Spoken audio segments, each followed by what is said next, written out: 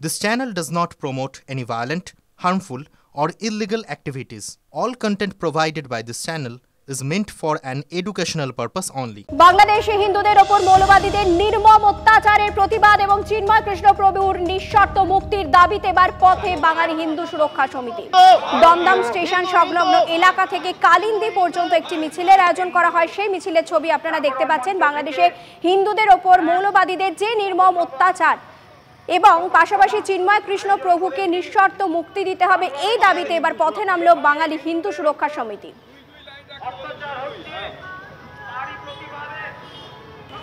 বাংলাদেশে সংখ্যালঘু হিন্দুদের উপর যেভাবে ইউনিক সরকার অত্যাচার চালাচ্ছে তারই বিরোধিতা করে কিন্তু আজকের এই মিছিল এবং মূলত দমদম নাগেরবাজার অঞ্চলে যে সমস্ত মঠ সংগঠনগুলি রয়েছে সমস্ত সেই মঠের সমস্ত সাধু সন্তরা এবং ভক্তরা কিন্তু এই মিছিল চালাচ্ছে।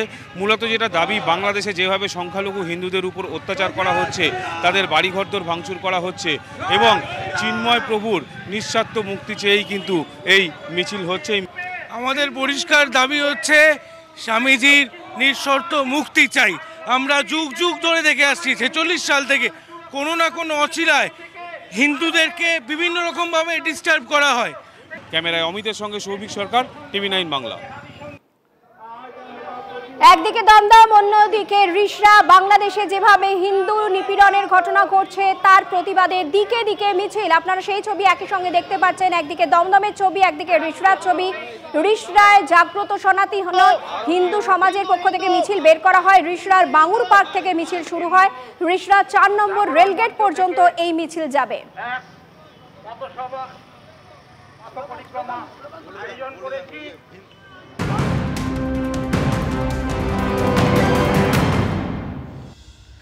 করুণাময়ীতে কলকাতা ঢাকা বাস স্ট্যান্ডে বিক্ষোভ। বাংলাদেশে হিন্দুদের ওপর অত্যাচারের প্রতিবাদে বাস ঘিরে বিক্ষোভ বাঙালি হিন্দু সুরক্ষা সমিতির।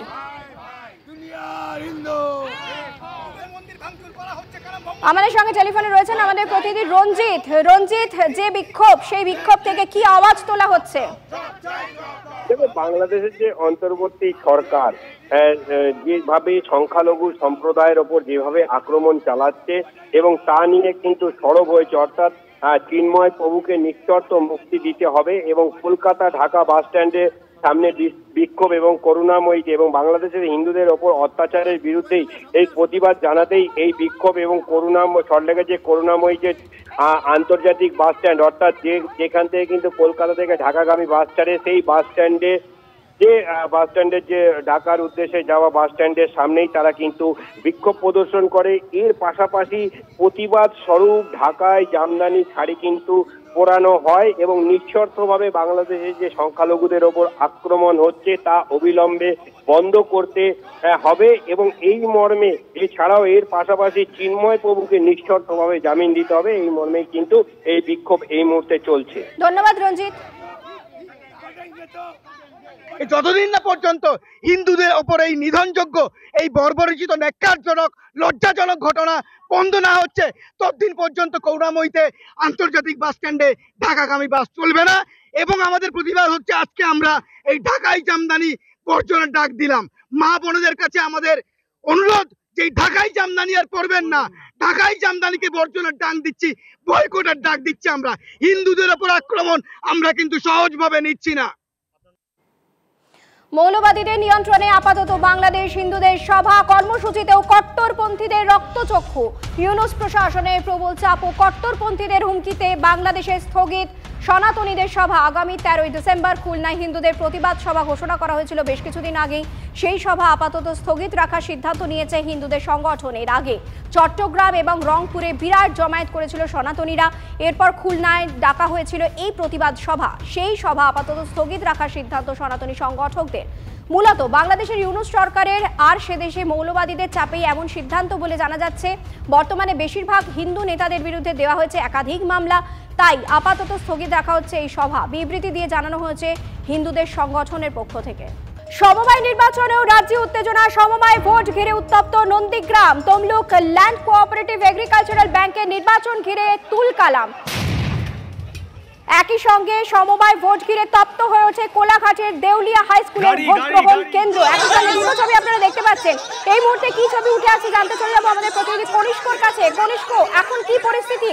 আর এইভাবে একটা সমবায় নির্বাচন, তাকে ঘিরেও বোমাবাজি, এত উত্তেজনা কেন? দেখো, একদমই এই প্রশ্নটাই কিন্তু রীতিমতো উঠেছে। সকাল থেকে দেখা যাচ্ছে যে এই যে সমবায় ভোট, অর্থাৎ প্রায় 55,500 মানুষের ভোটদান, এই কোঅপারেটিভ সোসাইটির ভোটে এই ধরনের হিংসা এর আগে কিন্তু জেলাবাসী দেখেছে কিনা, এটা একটা প্রশ্ন রয়েছে।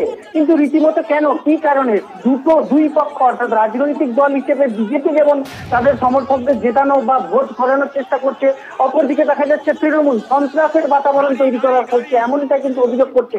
দুই পক্ষই কিন্তু নিজেদের যে জমি 1 ইঞ্চিও ছাড়তে নারাজ।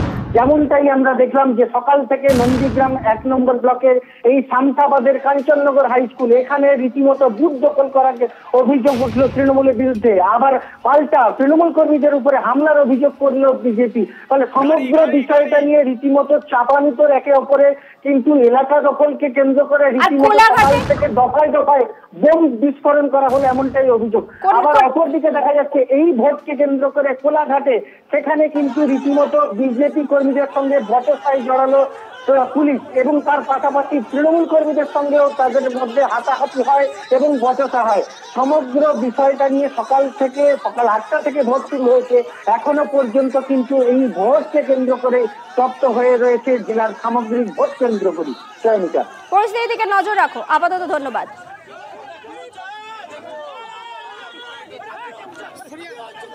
সমবায় ভোট ঘিরে উত্তপ্ত Nandigram Tamluk land cooperative agricultural ব্যাংকের নির্বাচন ঘিরে একেবারে তুলকালাম বোমাবাজি। নন্দীগ্রামে বুথের 200 মিটারের মধ্যেই বোমাবাজির অভিযোগ উঠছে। একদিকে আপনারা নন্দীগ্রামের ছবি দেখছেন, অন্যদিকে কোলাঘাটের ছবি দেখছেন। সমবায় ভোট ঘিরে তপ্ত হয়ে ওঠে কোলাঘাটের দেউলিয়া হাই স্কুলের ভোট গ্রহণ কেন্দ্র। তৃণমূলের বিরুদ্ধে ভোটারদের রাস্তা আটকানোর অভিযোগ তুলছে বিজেপি।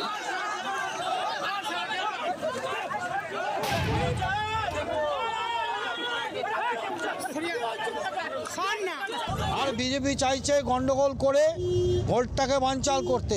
তারা নানাবিধ উপায় অবলম্বন করছেন, কিন্তু অত্যন্ত ধৈর্যের সঙ্গে আমাদের কর্মীরা, এলাকার মানুষজন স্বতঃস্ফূর্তভাবে তা প্রতিহত করছেন। আমরা আশাবাদী নিশ্চিতভাবে মানুষের রায় সঠিকভাবে প্রতিফলিত হবে।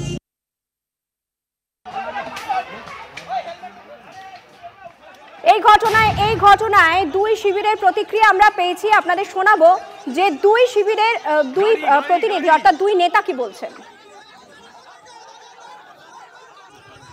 এটা তো পুলিশের সামনেই হয়েছে, পুলিশ মিডিয়া আপনারা সকলে প্রত্যক্ষ করেছেন। আমরা পোলিং স্টেশনের অনেক দূরে ছিলাম, 101 ফুটের পর যেখানে ছিল তার এলাকার মধ্যে আমরা যাইনি, এবং কিছু বোম পাওয়া যায়, সে বোমগুলো পুলিশ কী করেছে এটা পুলিশের ব্যাপার। এইভাবে এই অরাজক যে অবস্থা, মানুষকে মানুষের ভোট না দিতে দিয়ে ছাপ্পা মেরে নির্বাচনে জেতা মমতা বন্দ্যোপাধ্যায় সরকারের একটা ট্র্যাডিশনে পরিণত হয়েছে। মানুষ তার গণতান্ত্রিক অধিকার প্রয়োগ করছিলেন, কিন্তু আমরা দেখতে পেলাম দিব্যেন্দু অধিকারী তিনি কাঁথি এবং খেজুরি থেকে প্রচুর বহিরাগতকে নিয়ে এসে এলাকাকে অশান্ত করলেন, এবং আমাদের দুয়ে 4 করতে সমস্যা হচ্ছে না। দিব্যেন্দু অধিকারীর এই নির্বাচন ক্ষেত্রে প্রবেশ এবং বোমবিগের আওয়াজে পুরো এলাকা কেঁপে ওঠা, সুতরাং একে অপরের পরিপূরক হয়েছে। শুধু তাই নয়, তারা ইট রড থেকে শুরু করে তার কঞ্চি বাঁশ থেকে শুরু করে তার সমস্ত নিয়ে আমাদের কর্মীদের উপরে ঝাঁপিয়ে পড়ে। আমাদের 3-4 জন আহত হয়েছে।